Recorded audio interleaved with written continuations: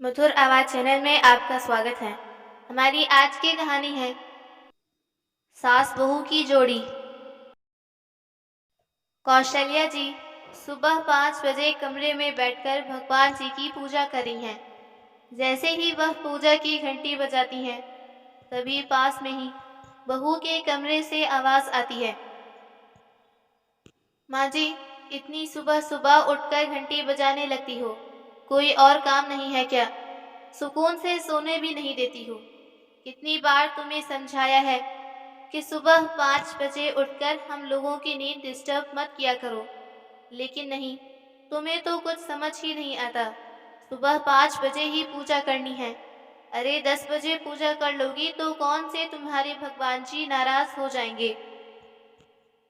लेकिन नहीं, तुम्हें तो सुबह 5 बजे उठकर ही पूजा करनी है, हमारी नींद को डिस्टर्ब करना है।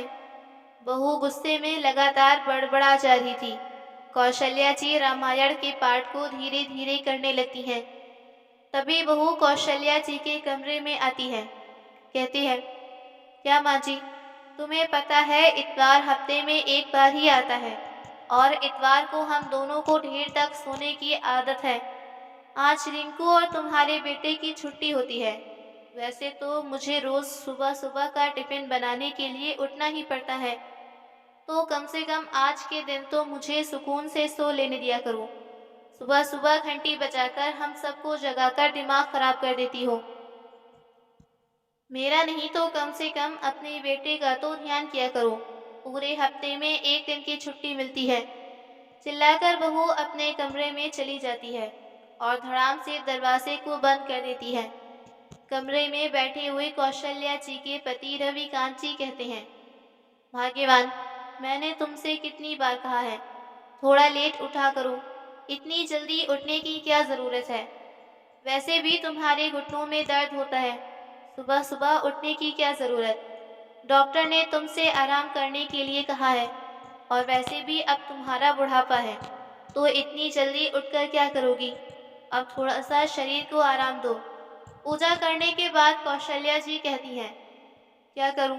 मेरी तो हमेशा से सुबह जगने की आदत है और सुबह सुबह उठकर भगवान जी की पूजा करती हूँ। अगर मैं देर से उठी तो मुझे अच्छा नहीं लगता। मैं अपनी आदत को नहीं बदल सकती। हाँ, कल से पाठ धीरे धीरे जरूर करूँगी, जिससे बहू को आवाज़ ना जाए। लेकिन क्या करूँ, मैं तो कितनी भी धीरे पाठ करूँ फिर भी बहू ज़रा सी आवाज़ में जाग जाती है। रविकांत जी कहते हैं, ठीक है, तुम बहू की बातों से ज़्यादा परेशान मत हो और यह सब छोड़ो। यह बताओ, आज इतवार है और मेरे नाश्ते में क्या बना रही हो? बहुत दिनों से बेसन के चीले नहीं खाए। आज मेरे लिए तुम बेसन के चिले बना दो। पिछले 1 महीने से बहू से बेसन के चिले बनाने के लिए कह रहा हूँ। कल भी मैंने उसे बेसन के चिले बनाने के लिए कहा, तो उसने यह कहकर मना कर दिया कि पिताजी, सुबह सुबह मेरे लिए इतने काम होते हैं। अब बच्चे का टिफिन पैक करूं कि घर का खाना बनाऊं कि तुम्हें बेसन के चीले बना कर दूं? मुझसे इतनी सारी चीजें नहीं बनाई जाती। जो बनाया है वही खा लो। बहू भी ठीक कहती है, सुबह सुबह उसे बहुत सारे काम होते हैं। कौशल्या जी अपने पति की बात सुनकर मन में सोचने लगती हैं, बहू से बहुत दिनों से कह रही हूँ कि मुझे पालक की कढ़ी खानी है, लेकिन बहू कढ़ी बनानी ही नहीं देती। जब भी उसे कढ़ी बनाने की बात करो तो कहती है, कढ़ी ना तो आपके बेटे को पसंद है, ना ही रिंकू खाता है, इसलिए घर में कढ़ी नहीं बनेगी। अगर कढ़ी बनेगी तो मेरा बच्चा भूखा रहेगा और सपना को भी कढ़ी पसंद नहीं। इस वजह से उसे 2-2 सब्जी बनानी पड़ेंगी। इसलिए वह घर में कभी कढ़ी नहीं बनाने देती, ना तो खुद बनाती और ना ही बनाने देती। तभी रविकांत जी कहते हैं, क्या सोच रही हो कौशल्या? मैं नहा कर आता हूँ, तुम तब तक बेसन के चिले बना दो। दरअसल रविवार के दिन कौशल्या जी अपना और अपने पति का नाश्ता खुद ही बनाती हैं, क्योंकि बहू 10 बजे तक सोकर उठती है। 6 बजे तक अपनी पूजा करने के बाद कौशल्या जी रसोई गईं। अपने और अपने पति के लिए 2 कप चाय बनाई। चिले बनाने के लिए कौशल्या जी ने रसोई में सब जगह बेसन देख लिया, लेकिन उन्हें बेसन नहीं मिला। पहले मन हुआ कि बहू से पूछ ले कि बेसन कहाँ है, लेकिन उनके कदम किचन में ही रुक गए कि अगर बहू को पूछने गई और उसे जगाया तो वह फिर से गुस्सा करेगी। इससे अच्छा किचन में रखा है वहीं खा लेते हैं। किचन के डिब्बे को खोलकर कौशल्या जी देखने लगती हैं कि कुछ खाने को मिल जाए। तभी एक डिब्बे में उन्हें बिस्किट के पैकेट रखा मिलता है। चाय के साथ उसको लेकर आ गईं। 10 बजे तक कौशल्या जी की बहू सपना रसोई में आई तो चिल्लाते हुए बोली, माँ जी, मैंने रिंकू के लिए एक बिस्किट का पैकेट रखा था, वह कहाँ पर है? दिख नहीं रहा। माँ जी, जरा रसोई में तो आओ, मुझे वही बिस्किट का पैकेट ढूंढ कर दो। कौशल्या जी हड़बड़ाते हुए रसोई में आती हैं। क्या हुआ बहू, इतना गुस्सा क्यों कर रही हो? माँ जी, डिब्बे में मैंने रिंकू के लिए एक बिस्किट का पैकेट रखा था, मुझे दिख नहीं रहा, पता नहीं कहाँ गया। कौशल्या जी कहती हैं, बेटा, उस पैकेट को तो मैंने और तुम्हारे ससुर जी ने खा लिया, चाय के साथ। आंखें तरेते हुए सपना कहती है, क्या बिस्किट आप दोनों ने खा लिए? एक बार मुझसे पूछा नहीं। तुम सो रही थी तो मैंने जगाना सही नहीं समझा, और चाय के साथ रसोई में मुझे कुछ खाने को नहीं दिख रहा था। नमकीन भी खत्म हो गई। तुम्हारे ससुर जी को बेसन के चिले खाने थे, उसे बनाने के लिए मैंने पूरी रसोई में बेसन ढूंढा, मिला ही नहीं। जब कुछ नहीं मिला तो बिस्किट के पैकेट के साथ ही हम दोनों ने चाय पी ली। सुबह सुबह खाली चाय पी नहीं जाती, तुम्हारे ससुर जी के पेट में गैस बन जाती है। पर तुम चिंता मत करो, अभी तो रिंकू सोकर भी नहीं उठा। तुम्हारे ससुर जी से कहकर उसके लिए बिस्किट के 2 पैकेट मंगवा देती हूँ। ठीक है माँ जी, जल्दी मंगवा दीजिए। आप बिना सुबह से एक तो जगाकर पूरा मूड खराब कर देती हैं, ऊपर से हर रसोई की चीज़ों को नहीं छोड़ती। बहू, ऐसे क्यों कह रही हो, जैसे मैं दूसरों की रसोई में हूँ? अपनी ही रसोई से कोई चीज़ उठाकर खा ली तो इसमें मैंने क्या गलत कर दिया? और अब क्या एक बिस्किट के पैकेट के लिए भी मुझे तुमसे पूछना पड़ेगा? आज बड़ी मुश्किल से कौशल्या जी ने हिम्मत करके बहू से कह दिया, लेकिन जब देखो तब बहू उन्हें रसोई में आने से रोक टोक करती और उन्हें खाने की चीज़ भी खाने से मना करती। थोड़ी देर में रविकांत जी ने पास के ही दुकान से बिस्किट के पैकेट खरीद कर लाकर दे दिए। सपना कहती है, माँ जी, तुम लोगों का चाय नाश्ता हो गया।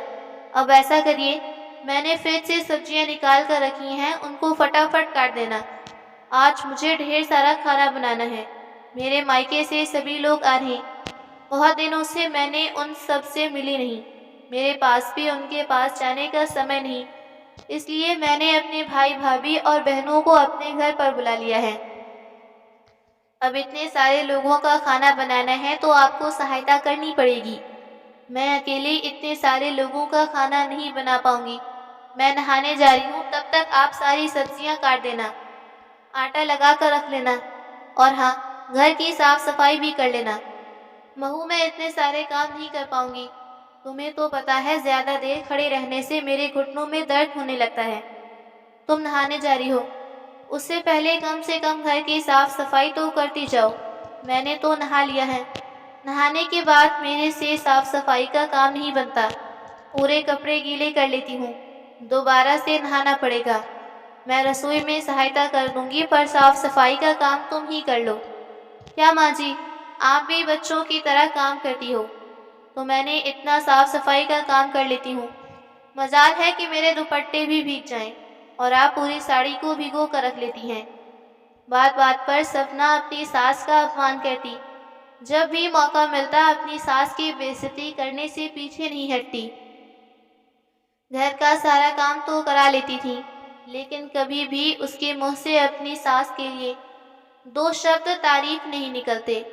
वह तो हमेशा इसी मौके की तलाश में रहती कि कब वह अपनी सास को 4 सुना सके और उनमें कमियां निकाल सके। खुद को बहुत होशियार समझती थी और हमेशा अपनी सास को बेवकूफ़ समझती। वह तो कभी कौशल्या जी के लाड प्यार को समझ ही नहीं पाई कि कौशल्या जी अपना समझकर ही उसकी सहायता करती। बहू के माँ के बालों के आने से कौशल्या जी आज बहुत खुश हैं। इतने सालों बाद कौशल्या जी के घर में बहू आई है। महेश इकलौता बेटा था। कौशल्या जी को कोई बेटा नहीं था और न ही उनकी बेटी ना होने का मलाल पूरी जिंदगी रहा।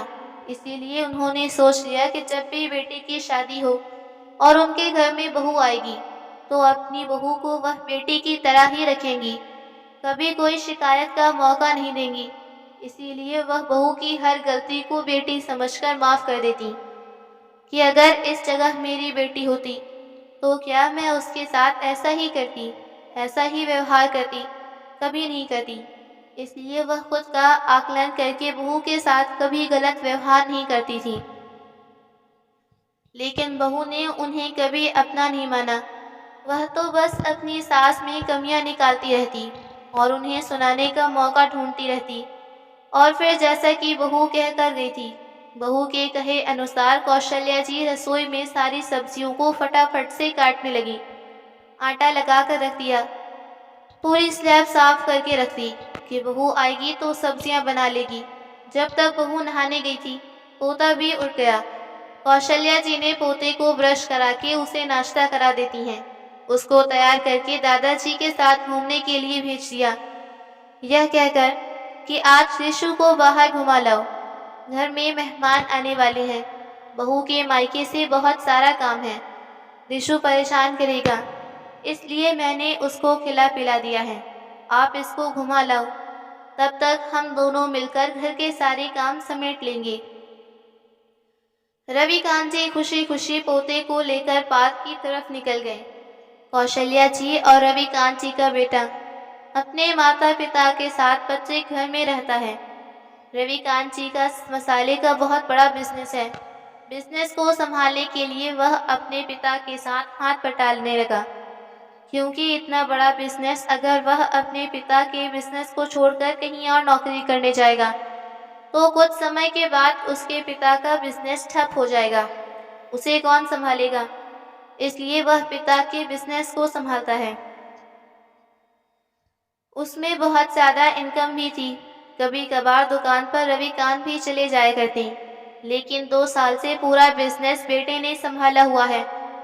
दोपहर तक बहू के मायके वाले आ जाते हैं।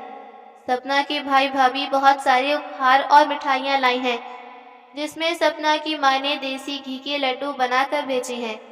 सपना लड्डू का डिब्बा उठाकर अपने कमरे में रख देती है। सभी लोगों को खाना खिलाने के बाद सपना भाई भाभी को अपने कमरे में लेकर गई और उधर ही बैठकर बातें करने लगी। इधर पूरे दिन से कौशल्या जी रसोई में लगी हुई थी, जिसकी वजह से उनकी कमर और पैर में दर्द होने लगा।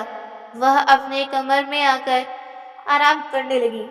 शाम के समय सपना सास के कमरे में आती है और कहती है, माँ जी चाय का समय हो गया है, अभी तक चाय नहीं आई, चाय बना दीजिए।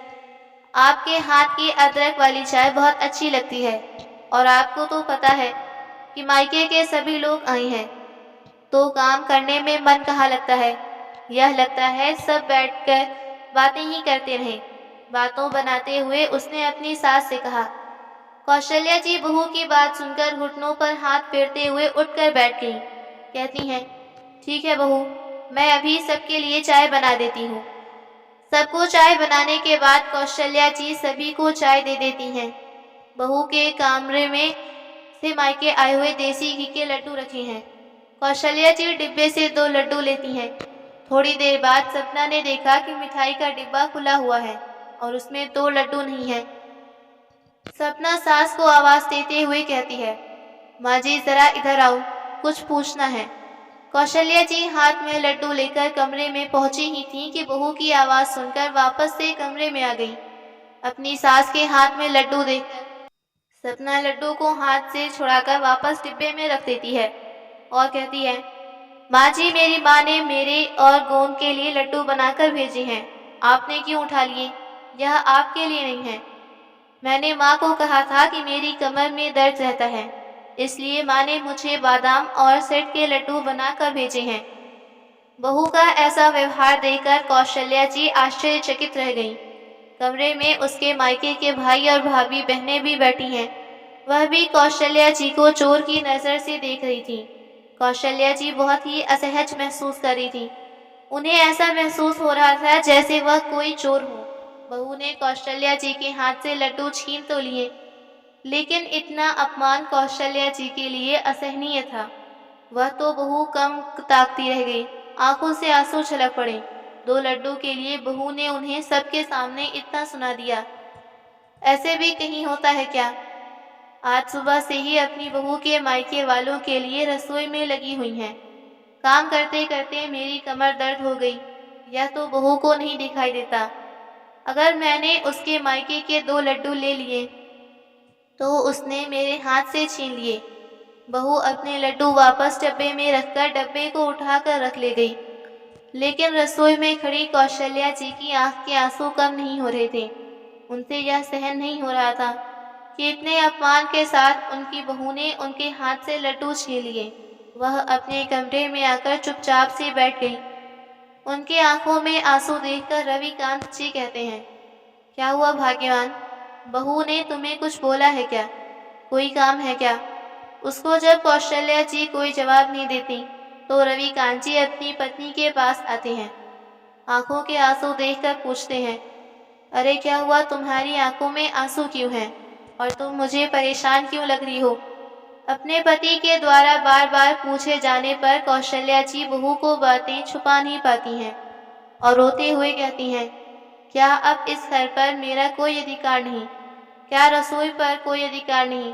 जब देखो तब बहू छोटी मोटी चीजों के लिए मेरा अपमान कर देती है। सुबह बिस्किट का पैकेट ले लिया तो उस पर मुझे कितना सुना दिया, और अभी मैंने उसके मायके से आए 2 लड्डू उठा लिए तो उसने मेरे हाथ से छीन लिए। क्या मैं उसके मायके से आई कोई चीज अपने हाथ से लेकर नहीं खा सकती? लड्डू ही थे, ऐसा क्या था जो बहू ने सबके सामने मेरे हाथों से छीन लिए? कहकर कौशल्या जी फपक कर रो पड़ती हैं। उनके पति को भी बहू का व्यवहार बिल्कुल पसंद नहीं, क्योंकि जिस घर को कौशल्या जी ने इतने मन से बनवाया और इतने दिनों तक उन्होंने रसोई में काम किया है, लेकिन आज उन्हें अपनी ही रसोई में बहू से पूछकर चीजें लेनी पड़ती हैं। यह तो अच्छी बात नहीं। माना कि बहू रसोई को संभालती है, लेकिन इसका मतलब यह नहीं कि वह अपनी सास को रसोई से बाहर निकाल देगी या कोई चीज सामान खाने नहीं देगी। हम तो अपनी किसी भी चीज के लिए बहू को मना नहीं करते, लेकिन बहू छोटी मोटी चीजों के लिए कितना रोक टोक और टोका टाकी करती है। यह बात तो मैं भी कुछ समय से महसूस कर रहा हूँ। तुम चिंता मत करो, मैं आज ही बेटे बहू से बात करूंगा। अभी उसके मायके वाले हैं, अभी बात करना सही नहीं रहेगा। मौका देकर बेटे बहू से बात कर लूंगा और अब तुम्हें कोई छोटी मोटी चीजों पर रोक टोक नहीं करेगा। फिर माहौल को हल्का करने के लिए रविकांत जी कहते हैं, मैंने तुम्हें खुश देखने के साथ वचन दिए हैं, तो बुढ़ापे के इस मोड़ पर मैं तुम्हें खुशी दुखी कैसे देख सकता हूँ? आखिर तुम मेरी धर्म पत्नी हो। मैं इतने पैसे कमाता हूँ, इतनी पेंशन मिलती है, तो क्या मेरी पत्नी छोटी चीजों के लिए परेशान होगी या बहू की परमिशन लेनी पड़ेगी, वह भी खाने पीने की चीजों के लिए? यह चीज समझ नहीं आती तो उसे समझानी पड़ेगी कि अगर घर में अपना पराया किया गया तो उसके साथ कभी इस तरह का व्यवहार नहीं करती। जो भी होता है वह सब कुछ रसोई में खुला छोड़ देती हो, जिसको जितना खाना है खा ले, अपनी चीजों पर कोई अधिकार नहीं जताती हो। अरे खाने पीने की चीजें ही तो हैं, उस पर बहू को इतना गुस्सा दिखाने की क्या जरूरत थी? अपने पति के समझाने पर कौशल्या जी शांत हो जाती हैं। उनकी बहू सपना अपने सास ससुर के कमरे में आई और कहती है, माँ जी आज मेरे भाई भाभी इधर ही हैं। दरअसल बहुत दिनों बाद आई हैं तो बातें पूरी नहीं हुई, तो उनके खाने पीने की भी तैयारी करनी पड़ेगी। आप जल्दी से आ जाओ और रसोई में खाने की तैयारी करना शुरू कर दो। मैं और भाभी भी बाद में आकर आपकी सहायता करा देंगे। आप पहले सब्जियां काटना शुरू कर दो।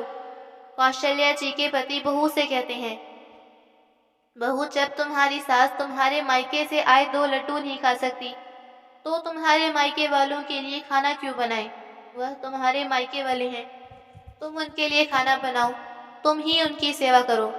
मेरी पत्नी तुम्हारे मायके वालों के लिए कोई काम नहीं करेगी। तुम्हें शर्म नहीं आई अपनी बूढ़ी सास के हाथ से 2 लड्डू छीनते हुए?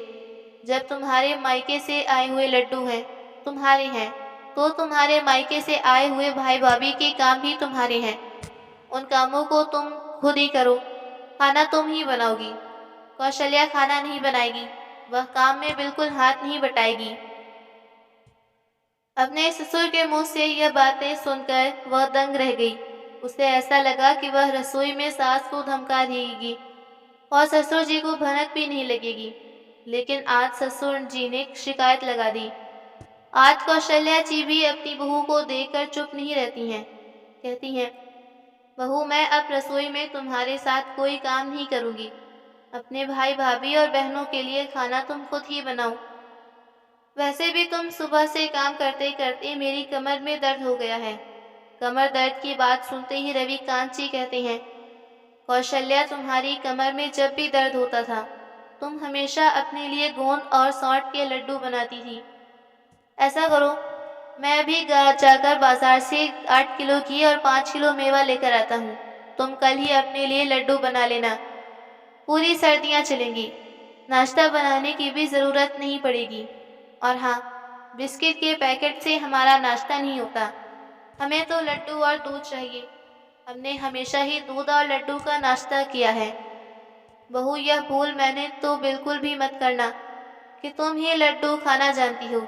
हमने पूरी जिंदगी लड्डू का ही नाश्ता किया है। ससुर जी की बात सुनकर सपना दंग रह गई। बड़बड़ाते हुए रसोई में चली गई।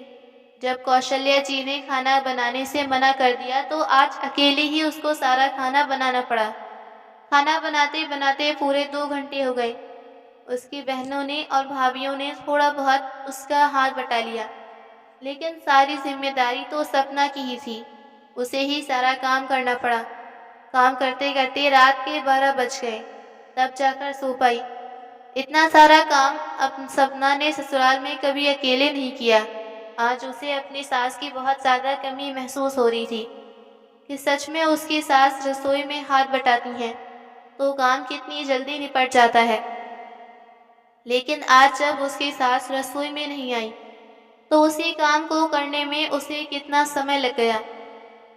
सब्जियों को काटने छीलने में ही 1 घंटा निकल गया। आज सपना को अपनी सास की अहमियत की पता चल रही थी। दूसरे दिन रविकांत जी सुबह सुबह ही 8 किलो घी और मेवा लाकर रख देते हैं। शाम तक कौशल्या जी घी और गोंद के मेवे के इतने स्वादिष्ट लड्डू बनाती हैं, जिसकी खुशबू पूरे घर में क्या, पूरे मोहल्ले को महका रही थी। वैसे भी कौशल्या जी को लड्डू बनाने का बहुत शौक था और वह बनाती भी बहुत स्वादिष्ट लड्डू थी। लड्डू बना के वह रसोई की स्लैब पर रख देती हैं। एक तरफ बहू के डिब्बे में थोड़े से उसके मायके के लड्डू पड़े हैं, दूसरी तरफ एक बड़ी सी टंकी भर के उसके सासू माँ के लड्डू बनाए हुए रखे हैं।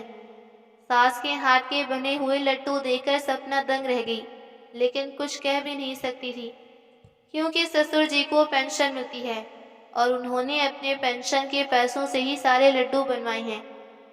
सपना की हिम्मत नहीं पड़ रही कि वह सासू माँ के बनाए हुए लड्डू को उठा ले, क्योंकि जिस तरह का व्यवहार वह अपनी सासू माँ के साथ किया था, उसे लग रहा था कि कहीं उसकी सासू माँ भी उसे लड्डू खाने से मना कर दें।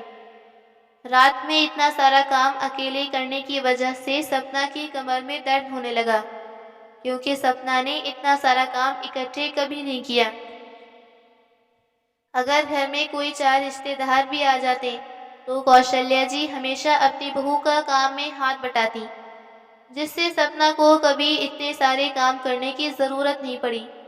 लेकिन कल उसने अपनी सास के साथ जो व्यवहार किया, उसकी वजह से कौशल्या जी ने बहू के साथ रात को कोई काम नहीं कराया।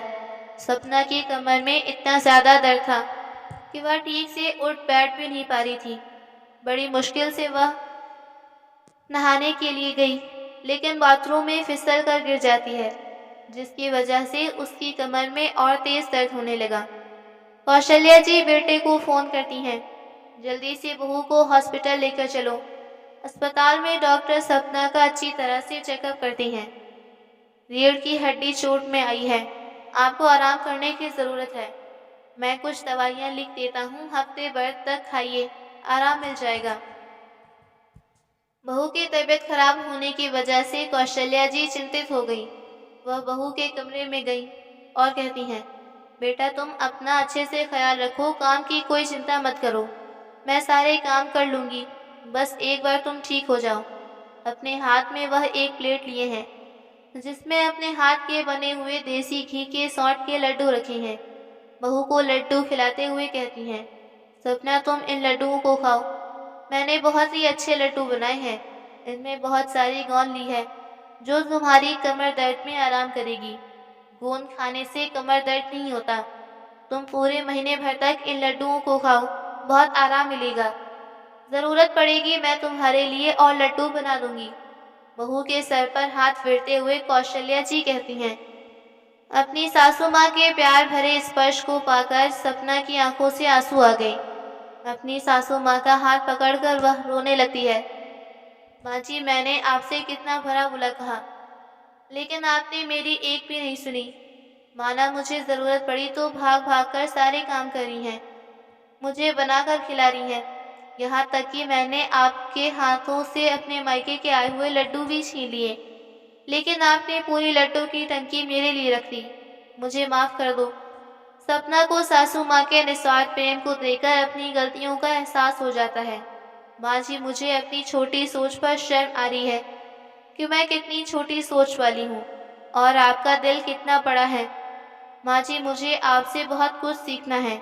मैंने तो छोटी छोटी बात पर एक बिस्किट के पैकेट पर आप पर गुस्सा किया। हो सके तो मुझे माफ़ कर दो। अब मैं आपसे कभी भी इस तरह का व्यवहार नहीं करूँगी। यह घर जितना मेरा है उससे ज़्यादा आपका है। आप इस घर में सबसे पहले आई हैं, तो आपका भी इस घर पर सबसे ज़्यादा हक है। अब मैं आपसे कुछ नहीं कहूँगी। मुझे माफ़ कर दो माँ जी। कौशल्या जी बहू से कहती हैं, बेटा, तुम्हें अपनी गलतियों का एहसास हो गया है, यही बहुत बड़ी बात है। मैंने तो तुम्हें कभी पराया नहीं समझा, लेकिन तुम्हें ही मुझे अपना समझने में बहुत टाइम लग गया। लेकिन कोई बात नहीं, तुम्हें बात समझ में आ गई, यही मेरे लिए बहुत है। और दोनों सास बहू इस मिलन को देखकर रविकांत जी भी खुश हो जाते हैं। तो दोस्तों, शादी के बाद घर गृहस्थी को चलाने में जितना पति पत्नी का योगदान होता है, घर को खुशहाल बनाने में उतना ही योगदान सास सस का भी होता है। अगर सास बहू में खूब बनती है तो घर का माहौल हमेशा खुशनुमा रहता है, लेकिन यह कोशिश दोनों तरफ से होनी चाहिए। अगर एक तरफ से कोशिश होती रहेगी तो माहौल कभी नहीं धरेगा। सास को भी समझना चाहिए और बहू को अपनी सास को समझना चाहिए। तो दोस्तों, घर गृहस्थी की जितनी गाड़ी पति पत्नी के दो पहियों से चलती है, उतनी ही सास बहू से भी चलती है। सास बहू की जोड़ी ही कुछ ऐसी होती है, जहाँ पर रूठना मनाना और खट्टी मीठी नोक-झोंक पूरी जिंदगी चलती रहती है। हमारे पास जो रिश्ते हैं उनको संभाल कर रखना हमारी जिम्मेदारी है।